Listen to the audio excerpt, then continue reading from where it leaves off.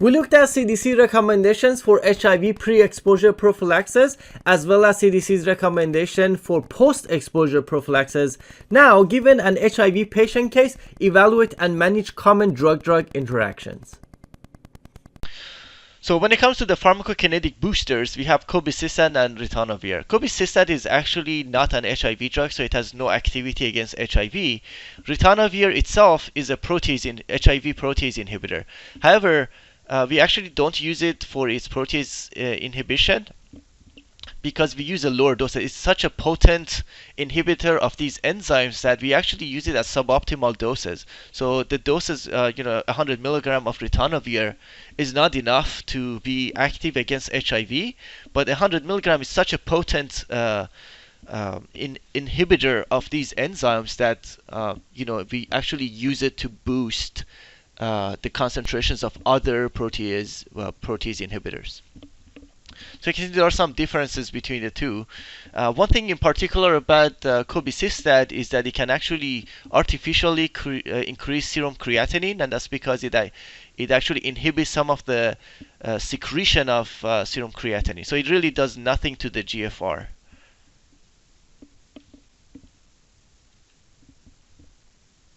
So, obviously integrase strand transfer inhibitors are primarily the first line agents that we use for treatment of HIV. So currently we have 4 on the market: raltegravir, dolutegravir, elbictegravir, and bictegravir.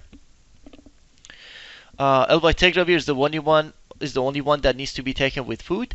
They're pretty much all taken daily. Up until recently, raltegravir had to be taken twice a day, but now there's a new higher dose of it that you can actually take once a day. In particular, elbictegravir and bictegravir are actually substrates of 3A4. So elbictegravir itself actually needs to be boosted. So cobicistat will inhibit CYP3A4. So as a result, you will need less of elbictegravir. So the pills will be smaller, and also with the half-life that's a little shorter, 13 hours, you can still dose elbictegravir once a day because of that pharmacokinetic booster. Now, bictegravir, although it is a substrate of 3A4, it does not need boosting. So you need smaller doses of bictegravir, so 50 milligrams. So also the pill is smaller than elbictegravir. So that's another reason that boosting was not needed for bictegravir, because for 50 milligrams the pill was small enough, whereas elbictegravir, even with a booster, you still need 150 milligrams. So if you didn't have that booster, you would probably need several times 150 milligram. So when it comes to drug interactions, elbictegravir will have the most, not because of elbictegravir itself, but because it has to come with cobicistat. So cobicistat will cause a lot of drug interactions, whereas the rest of them don't have a pharmacokinetic booster. One thing that bictegravir and dolutegravir have in common is that they both inhibit OCT2. And one thing that's important is metformin is actually a substrate of OCT2. So OCT2 is it's actually its function is to actually secrete metformin.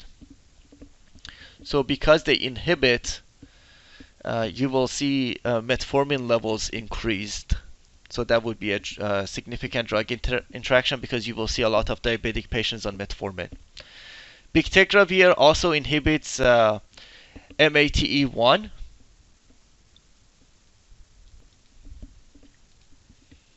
So let's look at some clinically significant drug interaction. So all integrase strand transfer inhibitors will interact with cations like antacids. So any polyvalent cation containing like aluminum or calcium, they will actually bind to integrase inhibitors and will prevent their absorption. So for that reason, anything that contains a polyvalent cation should be avoided, or actually should be spaced out by 2 hours. So 2 hours before or after you give integrase strand transfer inhibitors. So all 4 of them will interact with antacids, or not just antacids, anything that has. So if you were giving calcium pills, or anything that has a polyvalent cation. One thing that bictegravir and dolutegravir have in common is that they both will interact with metformin and dofetilide. So, when it says avoid, when I say avoid, I actually mean contraindicated. So, dofetilide is actually contraindicated with bictegravir and dolutegravir. Metformin is not a contraindication, so you just adjust the dose.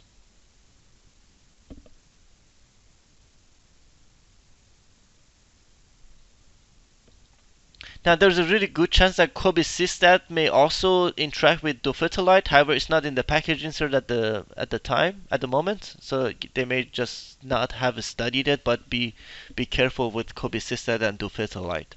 I didn't see it in the package insert, but I suspect cobicistat will also interact with dofetilide.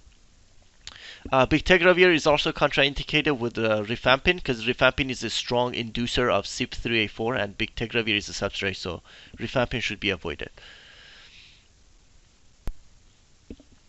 With elvitegravir, it's recommended to avoid anything that's a substrate of CYP3A4, like these statins are actually substrates of CYP3A4, and because cobicistat is a strong inhibitor, it's actually contraindicated to use these two. It is okay to use atorvastatin. The same goes with salmeterol. And then rifampin, of course, is a strong inducer of CYP3A4. That actually, because you actually need a pharmacokinetic booster for elvitegravir, so cobicistat is a strong inhibitor of CYP3A4, and rifampin is a strong inducer, so you should it's actually contraindicated to use rifampin because it will mess up elvitegravir levels. The same with some of the anticonvulsants like phenytoin. They're also inducers, so pretty much most inducers of CYP3A4 should not be used with elvitegravir because it needs help from a pharmacokinetic booster. And then, of course, because of cobicistat, patients use caution with hormonal contraceptives because cobicistat can inhibit and cause failure of hormonal contraceptives.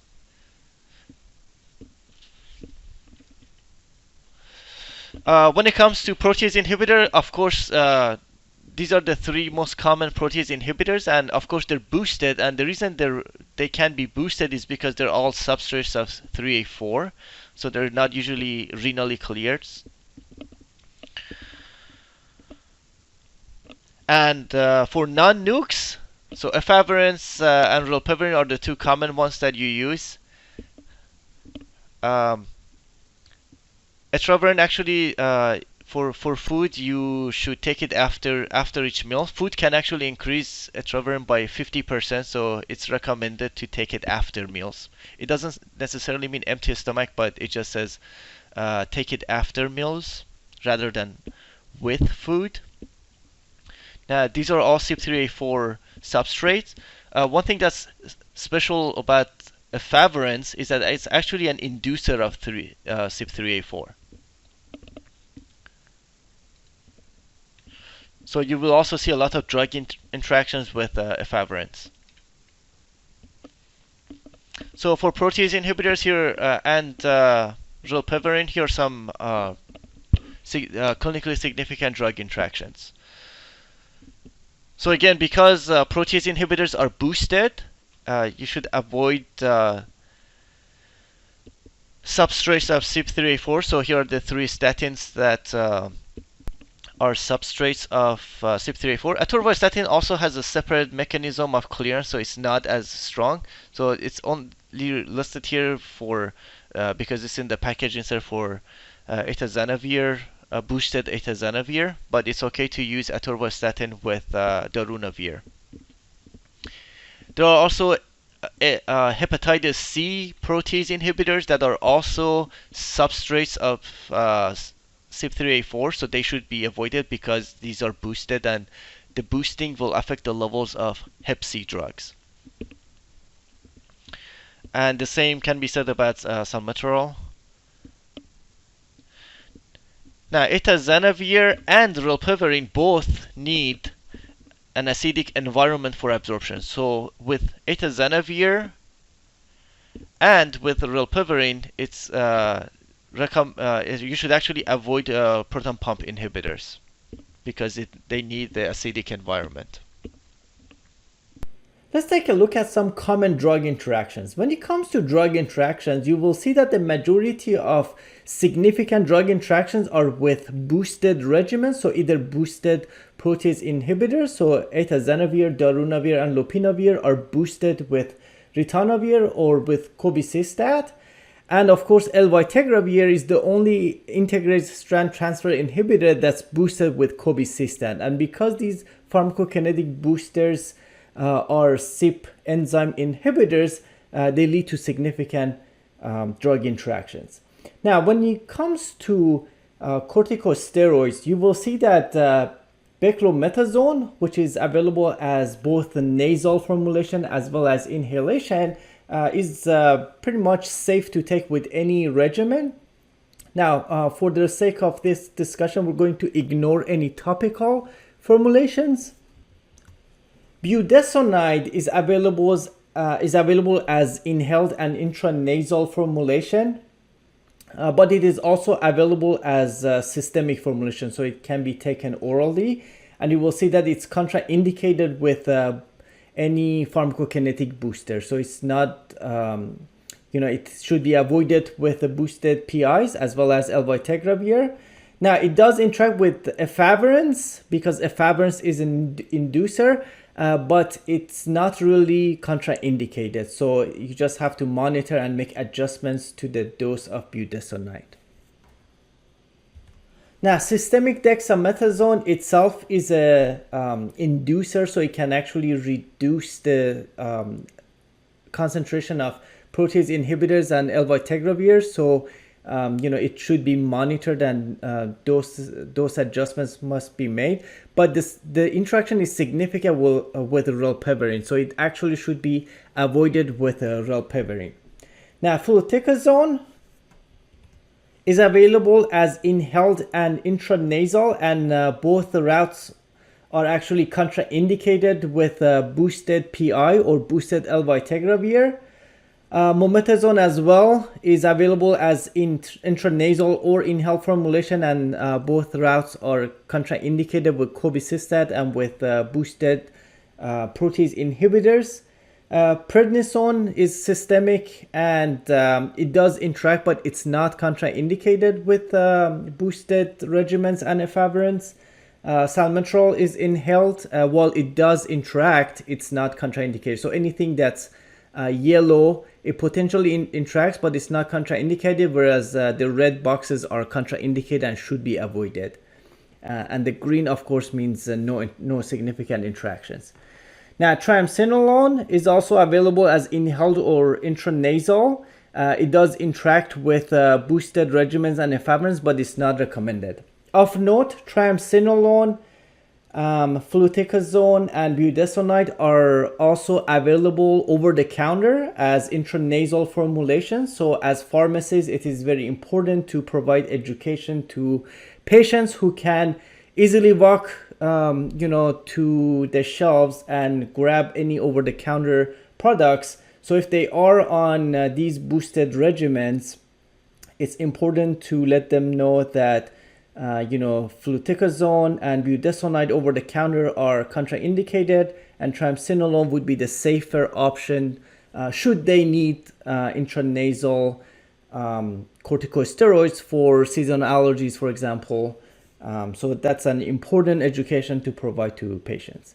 Now, when it comes to some of the cardiovascular agents, of note, amlodipine and diltiazem are two commonly used calcium channel blockers.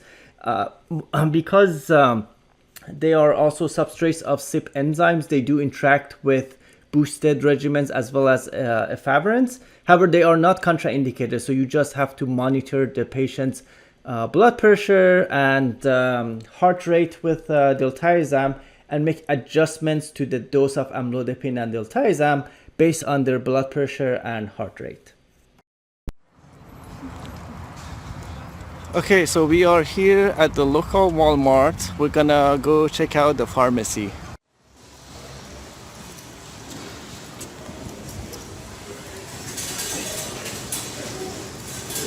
You know where the pharmacy is? Okay.